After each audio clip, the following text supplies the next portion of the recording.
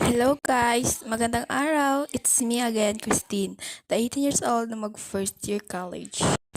I'll start this vlog sa paglalakwatsa agad. So, nandito nga pala kami ngayon sa paralan ng pinsan ko. At dahil wala pang ang pasok, kaya naman gala muna kami ng gala. Charot! So, ayan na nga guys, malapit na kami dyan. Good morning. Ayan, nagpa-flag ceremony sila guys, kaya nahiya pa kami pumasok.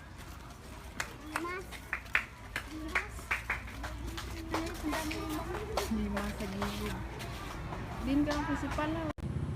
Tumambay na nga muna kami dito sa labas habang hinihintay ang principal nila. Hindi ko nga alam kung natutuwa pa dito si ate o nagagalit na. At pagkatapos nga nun ay umuwi na rin kami. Hindi ko nga alam kung paano ko aayusin ang mga desisyon ko sa buhay. Kaya naman naisip ko na lang na magluto nito. Pero hindi ko rin alam kung paano ko to sisimulan. Diyos ko naman. Kaya na nga, pinuputol ko na ang sitaw. Mag-aadobo nga pala ako ng sitaw, kaya nilaga ko na ito sa kaldero namin.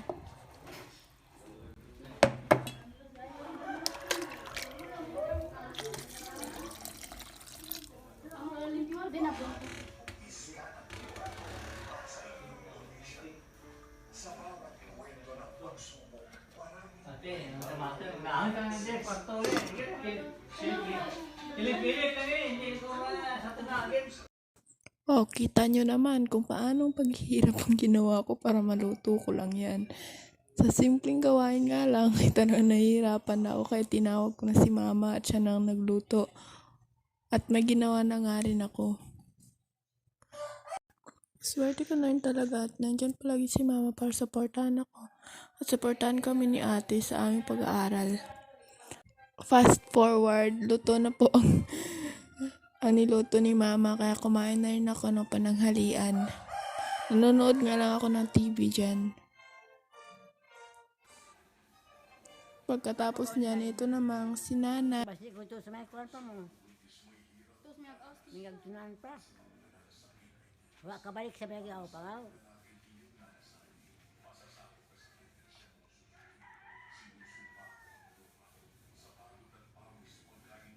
Yan na muna for today's video guys. Bye! Thank you for supporting me. God bless po.